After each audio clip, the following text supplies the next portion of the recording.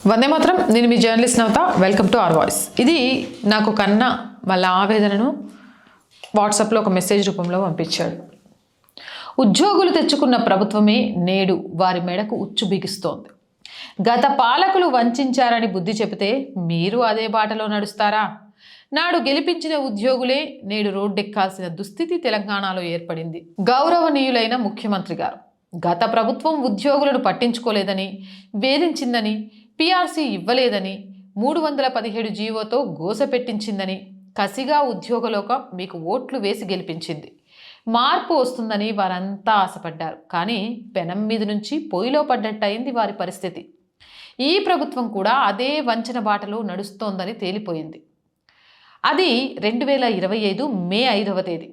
వేదిక Hyderabad command control centre. Mic పట్టుకొని మీరు అత్యంత దీనంగా ఒక మాట అన్నారు. నన్ను కోసుకొని తిన్నా నా దగ్గర ₹1 లేదు. రాష్ట్రానికి అప్పు పుట్టట్లేదు. బ్యాంకర్లు మనల్ని దొంగలను చూసినట్లు చూస్తున్నారు. మీ మాటలు విని పాపం ఉద్యోగులు అయ్యో అనుకున్నారు. ప్రభుత్వం కష్టాల్లో ఉందని సర్దుకుపోయారు. కానీ అది నిస్సహాయత కాదు, ఒక ప్రణాళికాబద్ధంగా ఉద్యోగులకు మొండి చేయి చూపినట్లు అనిపిస్తోంది. ఆర్బీఐ సాక్షిగా చేసిన అప్పుల వివరాలు కూడా. అప్పు పుట్టట్లేదు అని మీరు చెప్పిన ఆ మే నెల నుండే అప్పుల జాతర మొదలైంది. మరి ఆ డబ్బులు ఎక్కడికి పోయాయి?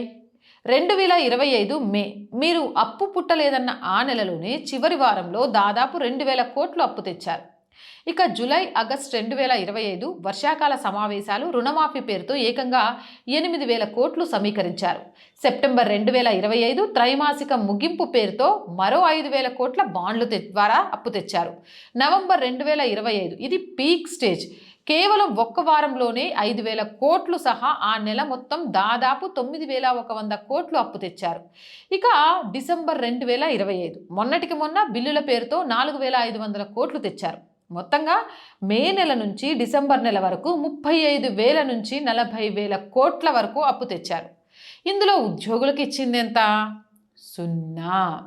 ఉద్యోగుల రక్తాన్ని పీల్చి సంక్షేమ జపం చేస్తున్నారు. తెచ్చిన అప్పులన్నీ రైతు భరోసాకు, కొత్త పథకాలకు మళ్లించారు. పేదలకు ఇవ్వడం తప్పు కాదు, కానీ ఉద్యోగి జేబులో డబ్బులు కొట్టేసి దాన ధర్మాలు చేయడం గొప్పదనమా? పిల్లల చదువుకో పెళ్లికో దాచుకున్న ఉద్యోగుల జీపీఎఫ్ డబ్బులను వారి అనుమతి లేకుండా వాడేసుకోవడం ప్రభుత్వంపై నమ్మకం కోల్పోయేలా చేసింది. 2 ఏళ్లుగా సెలవులు తీసుకోకుండా పనిచేసిన పాపానికి ఆ డబ్బులు ఇవ్వకుండా ఉద్యోగులను వేధిస్తున్నారు. ధరలు మండిపోతుంటే ఉద్యోగులకు రావాల్సిన 4 డిఏలను తొక్కిపెట్టారు. గత ప్రభుత్వం చేసింది అదే, మీరు చేస్తుంది అదే. తేడా ఎక్కడా? ఇది అత్యంత హేయమైన చర్య. ఒక రిటైర్డ్ ఉద్యోగి చనిపోతే అంతిమ సంస్కారాలకు ఇచ్చే ఫ్యూనరల్ ఛార్జెస్ ఇవ్వడానికి కూడా ఖజానాలో డబ్బులు ఉండవా? శవం ముందు ఆ డబ్బుల కోసం ఆ కుటుంబం ఏడవాలా? బ్రతికున్న వాళ్లకు పెన్షన్ బాకీలు లేవు సరే, చనిపోయిన వారి కుటుంబాలకు రావాల్సిన ఫ్యామిలీ పెన్షన్, వృద్ధులకు రావాల్సిన గ్రాట్యుటీ ఆపేస్తే వారి ఉసురు ప్రజాప్రభుత్వానికి తగలదా? Postal ballot పవరా మజాక? ఉద్యోగులు గట్టెక్కించిన 14 సీట్ల గురించి కూడా చెప్పిండా అన్న. 2023లో కాంగ్రెస్ అధికారంలోకి రావడంలో ఉద్యోగులు, ఉపాధ్యాయులు వేసిన పోస్టల్ బ్యాలెట్ మరియు వారి కుటుంబాల ఓట్లే కీలకంగా మారాయని మర్చిపోయారు. 14 నియోజకవర్గాల్లో మెజారిటీ చూడండి, ఏ మాత్రం తేడా కొట్టినా ఫలితం మారిపోయేది.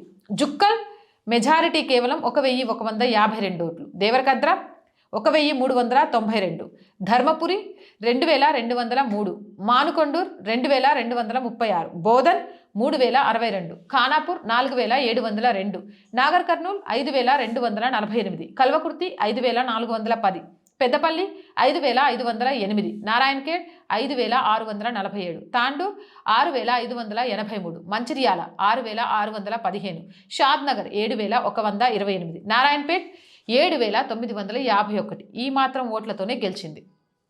ఈ 14 సీట్లలో పోస్టల్ బ్యాలెట్ లేకపోతే ఈరోజు ప్రస్తుతం ప్రభుత్వం ఉండేదా? నాడు మిమ్మల్ని గద్దె ఎక్కించిన చేతులే నేడు మీ నిర్లక్ష్యాన్ని చూసి రగిలిపోతున్నాయి. ఉద్యోగులను ఓటు యంత్రాలుగా మాత్రమే చూస్తే రాబోయే రోజుల్లో ఆ పోస్టల్ బ్యాలెట్ బాక్స్లే మళ్ళీ అధికార మార్పిడికి కారణమైన ఆశ్చర్యపోనవసరం లేదు.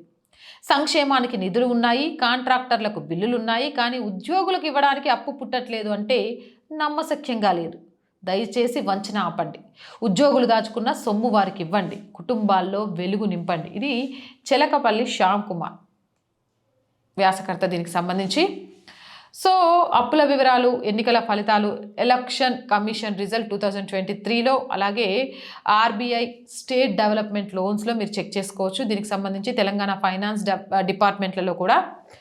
ఏదేమైనా అది ఒక సగటు ఉద్యోగి, అలాగే రిటైర్డ్ ఉద్యోగి ఆవేదన. ఆ ఆవేదనలో నాకైతే తప్పుగా అనిపించట్లే. మీకేమనిపిస్తుంది, మీ అభిప్రాయం ఏంటి అనేది కామెంట్ సెక్షన్లో పెట్టండి. మోర్ వీడియోస్ కోసం ఆర్ వాయిస్ పొలిటికల్ 2 ఛానల్స్ని వెంటనే సబ్స్క్రైబ్ చేయండి. కంటెంట్ బాగుంటే లైక్ చేయండి, షేర్ చేయండి. జై హింద్, జై భారత్.